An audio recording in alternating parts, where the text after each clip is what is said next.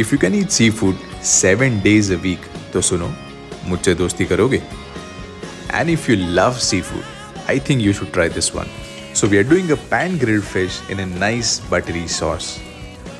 और यहाँ पे हम हमारा वो कुकिंग वाला रूल अप्लाई करेंगे कि सामान है तो सही, ना हो तो फिर भी सही. Also try using a flaky fish, क्योंकि इस प्रिपरेशन में वो खाने के लिए मज़ा आएगा. और इसके अलावा जो भी इंग्रेडिएंट्स और प्रोपोर्शंस है आपको कैप्शंस में मिल जाएंगे. बस फिश को हल्का सा फ्लावर से कोट करके पका लेंगे. And if you don't like fish, आप सेम प्रोसेस यूज करके बस फिश को चिकन से रिप्लेस कर देना.